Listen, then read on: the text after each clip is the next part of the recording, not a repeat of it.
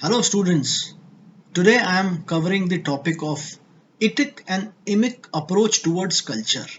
Etic or ETIC and Emic approach towards culture. But before we talk about the two approaches to study culture of an organization, of an industry or of a city or a district or a state or a country or a continent,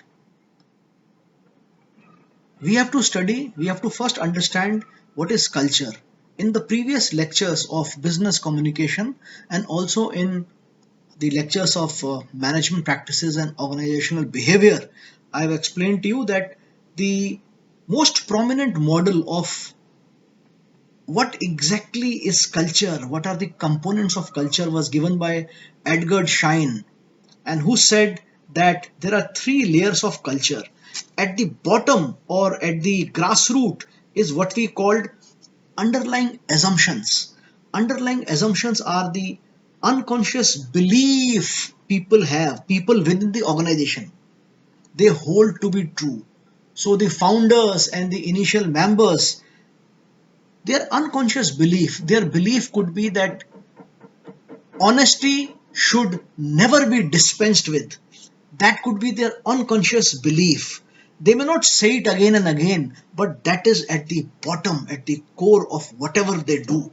This is what we call assumptions or underlying assumptions. So it's a kind of a pyramid. This is the bottom of the pyramid.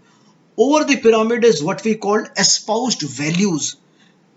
These are expressed in terms of the strategies, goals, declared philosophies, policies which are endorsed by the organization. Normally, you will find a company like Wipro, the Wipro will have a code of conduct for the employees of Wipro, for the management of Wipro, for the vendors of Wipro, for the customers of Wipro, the clients of Wipro, for everyone.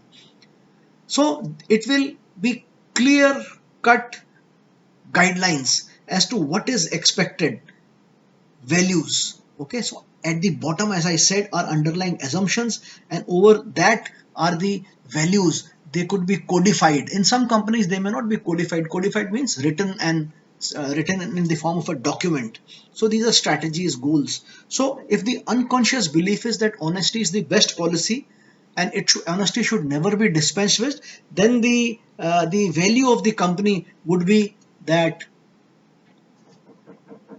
absolutely zero tolerance for dishonesty. And if somebody conceals a vital information from the management or from the customer, this is the guideline, this is the penalty. Okay, so these are values. On top of it is artifact. Artifact is what? Artifacts are things which you see, visible organization structures and processes. So let us say the underlying assumption of a company is that all human beings are equal. Okay, all human beings are equal. So the value of that company will be that there would be no discrimination based upon gender or caste or religion, and you could find in some organization the artifact could be, you will find in companies there are no cabins for even senior managers. Everybody sits in the same place, everybody goes to the same canteen, everybody has is wearing the same uniform. This is in the form of artifact. So this is culture. But how to study the culture? There are two approaches to study the culture, the etic approach and the emic approach, and I will explain to you in the next slide. Etic and emic approach to culture was, these were the two terms which were coined by a linguist called Kenneth Pike in 1954. You will forgive the background sounds because I am actually preparing this lecture from the office which is near a factory. So there are hooters, and then there are, because signs of construction going on. So this is also uh, I'm also close to some industrial culture when I'm making this video. So etic, how will you remember the two terms? Etic, in etic there is a T. So T means, they take T as third party. Okay, so etic perspective, it is defined as an external or outsider's view on belief and customs. Outsider's view, that means This approach is an outsider's perspective which looks at a particular culture from the researcher's perspective. From the researcher's perspective, this approach, it tends to focus on the behavior which you observe and practices, and then you try to understand why people are practicing the way, why people are following certain practices, or why is their behavior, and you try to understand them in terms of the functional or evolutionary significance. Okay, the etic perspective or the etic approach, it assumes that the behavioral constructs, so the way you study one culture, the same method, the same measures you apply, you study in all cultures. So if there is, I'm telling you about the etic perspective. So if somebody is studying the culture in a company, let us say in Ernst and Young, okay, which is a multinational company. So it is studying the culture, and then it is going to then the same researcher is studying the culture of, let us say, another company which is a large Indian company. Let us take the example of HCL. So he will use the same concepts, same methods, and same measures. So same behavioral constructs. Okay, so if he will be talking to some people, you will understand his questions will be normally the same. Okay, the methodology that he will adopt in two different companies which may exhibit different cultures will be same. The questionnaire may be very similar. So this kind of a etic perspective is not customized for a particular culture. Okay, so it often involves the use of standardized measures, as I explained to you, and framework to compare different culture. Of course, in the use of various other social sciences like psychology and sociology is included in etic approach and emic approach. So what is emic approach? Emic approach is different from etic approach because in emic approach, it is an insider's perspective which looks at the beliefs and values and practices of a particular culture, not from the outsider's perspective, but from the perspective of the people who live within that culture. Let me explain it to you. If I am following etic approach to culture and I am studying the cultures of Ernst and Young and, let us say, HCL. Okay, so I have this standard questionnaire, I have the same methodology, they are similar. Okay, but in emic perspective, I may not be working for HCL, but I walk into HCL and I try to spend some time, I try to talk to people, I understand why they are behaving in a particular manner, and I don't compare it with the way people behave in Ernst and Young, and then I devise a questionnaire or I devise a methodology based upon this particular culture so that I am able to imbibe and get the finer points.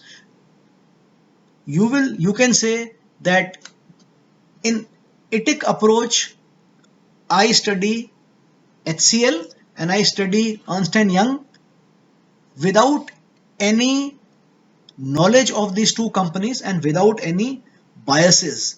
But in emic approach, I am not saying there are biases, but first is I try to soak myself into that culture, in the culture of Ernst and Young, in the culture of HCL, and then I ask them questions, and then I come to some conclusions, and I try to explain why people are behaving the way they are behaving based upon their emotional issues, their social constraints, their psychological beliefs, based upon their societal values.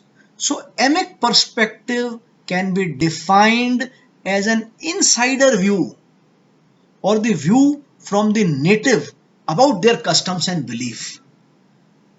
Emic perspective. Etic perspective is outsider's belief. Let me give you an example from anthropology or sociology. Suppose I am a professor from your university, and I have lived all my life in northern India, and I go to Andamans to study the customs, the behavior, the culture of Andaman, and I go there, I talk to them, I record what they are doing, I do that, and I come back evening to my hotel. And next day I observe them, I observe them, I do limited interactions, and I record them. And I arrive at certain data which I later on compile, and I define their customs and their belief. On the other hand, if I go and live with them for 20 days, 25 days as a member, as a part of the tribal people, as a part of the tribal people, and then I write about their customs and beliefs. This is emic perspective. So you will say, sir, emic perspective is good because it tells you the point of view of the people as you have lived their life. No, it's not always true. Both the both styles, etic perspective and emic perspective, they have their advantages and their disadvantages, which I will explain to you in the next slide. But so, you have to understand that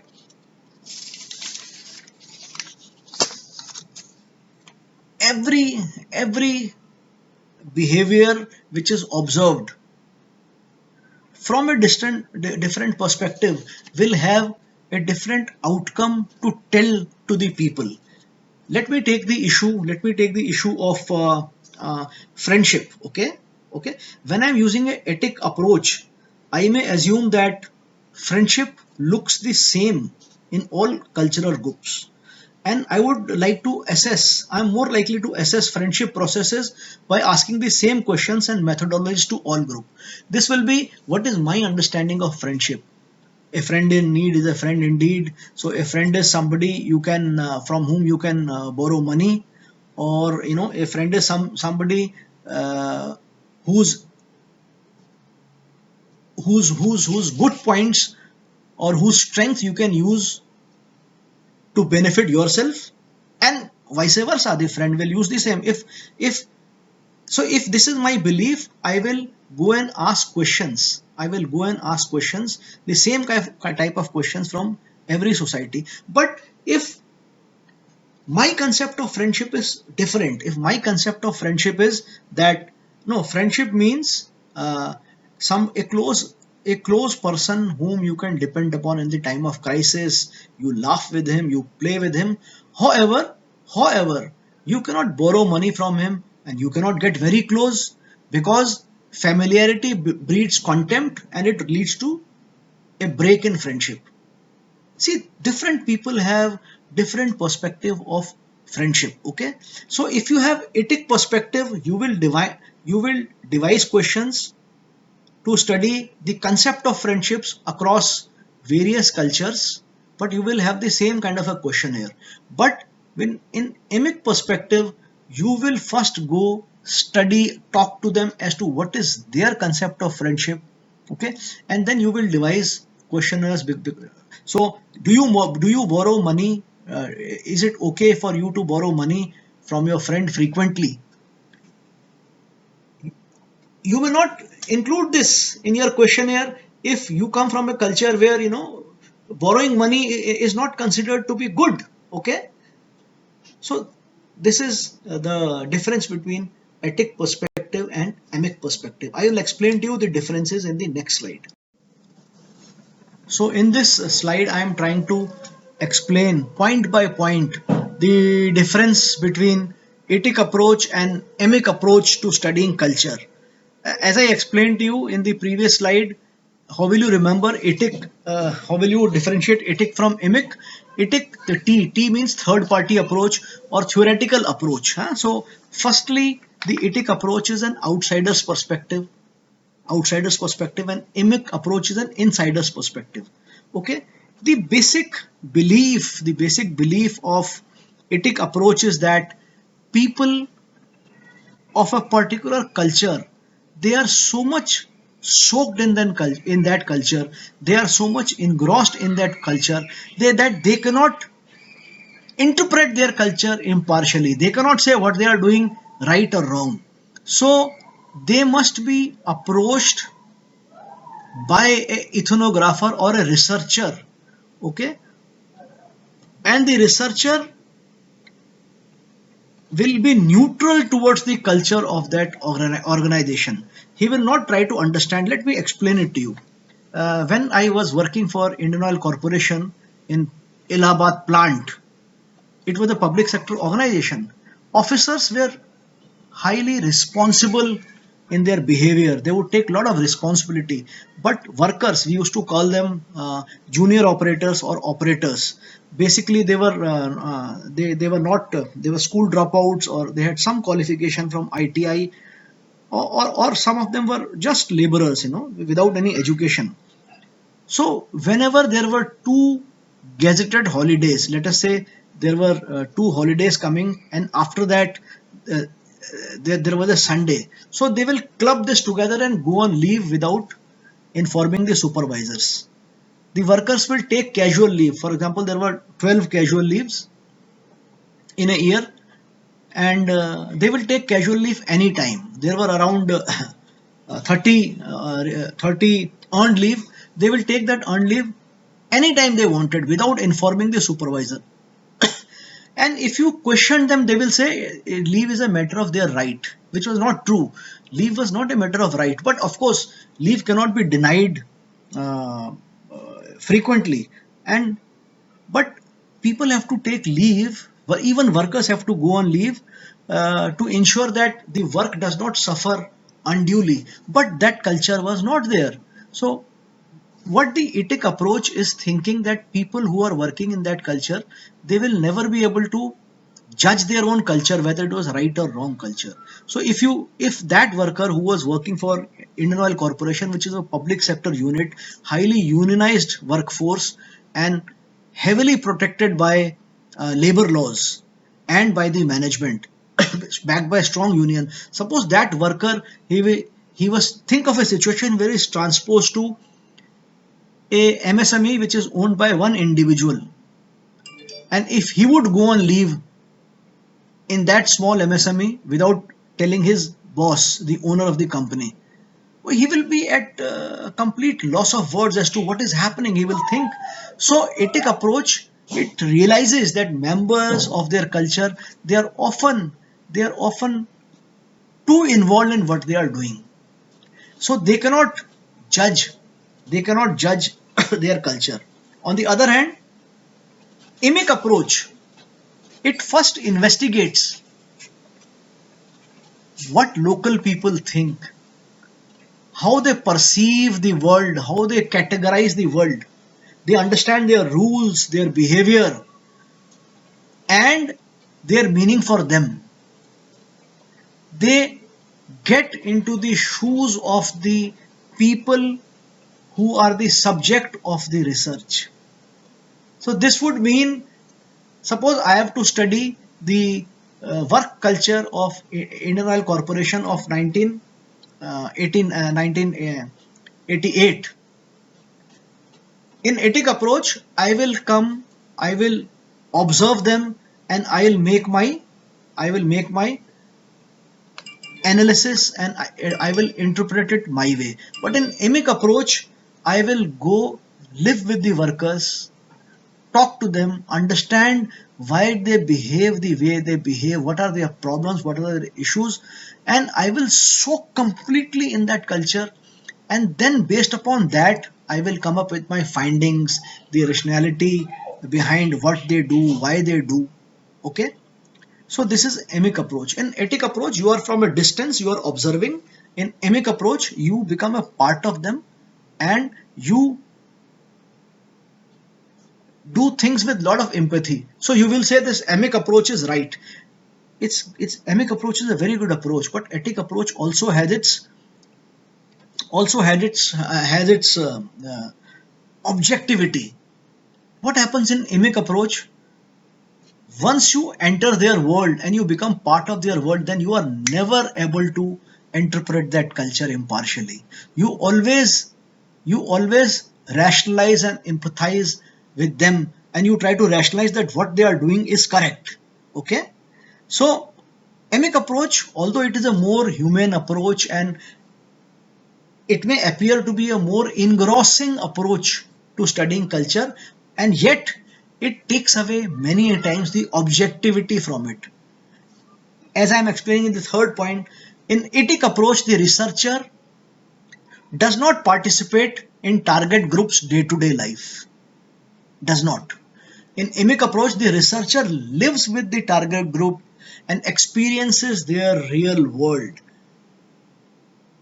For example, a worker who has to reach a plant at 6 o'clock, report for the duty, and if he lives, let us say 15 kilometers away, then from at what time he gets up in the morning. So if we are studying absenteeism of a plant by the workers, how frequently they are absent or they reach late. If I'm taking an etic approach, I will just go and say, okay, X number of people they. But in emic approach, you go deep, you live with them, you see the problems, how they take the bus to catch to come to attend the 6 a.m. shift. They get up at 4 o'clock. Then they prepare their food if they are bachelors, or their wives will prepare food. They will get up and then they will take a cycle. They will pedal down. So this is emic approach. The researcher lives with the target group and experiences their real world. Etic approach is objective and emic approach is subjective. Naturally, when you live with people, emotion starts to play a huge part in your research findings. Okay, it starts to play a huge part in your findings. Etic approach generally it emphasizes similarities and universality of cultures. So I have given an example. If you see, if an American researcher were come to if he was to come to Uttar Pradesh, UP, and he will find that every morning a lot of youngsters are touching the feet of their parent or their grandparents. So he's a Western researcher. He will say that Indian youngsters are very servile. They exhibit almost a slave-like behavior. He will think it's a sign of slavery. They're not independent enough. They have to bow down and touch the feet of their elders every day in the morning. And this means that the one who's touching the feet of an elder, he is likely to follow the ideals of the elder, and he will not have an independent mind, or he will not analyze a situation independently. Whereas suppose that he lived, the American researcher, he lived with that family for some time, and he understood that touching feet of older relative is to give respect to experience, and it helps in maintaining a social order. It helps in maintaining a sense of discipline, and it gives a kind of a rigor to the family structure. He will have a completely different story to tell in his research finding. So both the approaches will come out with different kind of findings. So this through in this chart I have tried to capture etic versus emic approach to studying culture. So finally, which of the two approach to culture is good for, let us say, for social scientists, or let us say for management, for managers to understand or to adopt, etic approach or emic approach? Well, as etic approach is outsider's perspective and emic approach is insider's perspective, I think both are important. Scholars can, by using these two approaches, scholars can distinguish those research constructs which are universally meaningful and those which are culture specific. Let me explain it to you. Let us take uh, aspects of many constructs. Let us take friendship. Okay, now friendship. We will find using the etic approach, using the etic approach in studying many cultures, that there are some elements of friendship which can be viewed as universally held views. For example, don't cheat on your friend. Okay, this will be held as a universally held or universally accepted view from the etic approach. From the etic approach. So, because remember, when you are doing taking an etic approach to studying friendship, you have the same set of questionnaires, and you are using the same methodology across all cultures, so you can come to know which are those aspects of friendship, okay, which are common, universally held among all cultures. Actually, there has been a study which says that there are 7 or 8 universally held beliefs, positive beliefs in any culture. For example, respecting other people's property, okay, caring for family. These are all commonly held beliefs in across all cultures. Helping your family, Emic perspective. Emic perspective will tell us those elements of friendship which are unique to a particular culture. Like I said, borrowing money. Okay, by doing emic perspective, why, and by staying with them, by doing a deeper research, by uh, being a part of their life, you can get emic perspective. So emic perspective also has its positives. The downside of etic perspective is that uh, it is too far away from the subject, and it is too detached from the subject, and it may miss some finer points. The downside of emic perspective is it is too close to the culture, and it's in its research findings closeness, and because of closeness, uh, it may hinder in a unbiased or a completely fair view about that culture. So both the approaches, etic approach and emic approach to culture, both the approaches are good. Both the approaches can be used. If you are doing etic research, suppose there are, and you find that there is a particular culture where discipline is absolutely non-essential, there is no value for time, people are not stickler to time schedules, and people don't keep to their promises, then you know that this is a kind of a culture. But by just doing and taking an ethic approach, without, you don't have to go into reason why they do this, why they don't do this. You will say, okay, this is a culture and I don't want to be a part of this culture, or we don't want to come and invest in this kind of a culture. Okay, uh, this is how etic approach to culture can help you. On the other hand, emic approach will tell you why they are doing it. Can it be changed? Because for a long time, let me give you an example. When McDonald's came here, when McDonald's came here, and McDonald's has a system that uh, the entire crew of the McDonald unit, it has to do everything, including mopping the floor, including mopping the floor. Now, prima facie, from the ethic approach, they found that people of certain education, they will shy away from doing it. Then they went deeper into it using the emic approach. They found out that although this was the culture, but what are the underlying features below it, and actually it could be changed if a proper kind of a training or a motivation could be done.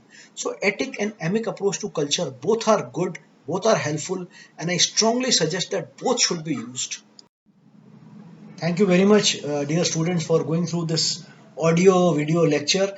And as always, I have mentioned the source. My main source has been www.sciencedirect.com, and I would like to put on record my appreciation for this wonderful site, which has explained so well the differences between emic approach and the etic approach to culture. If you have any questions, you can ping me, or you can send me a WhatsApp message on 98184350338.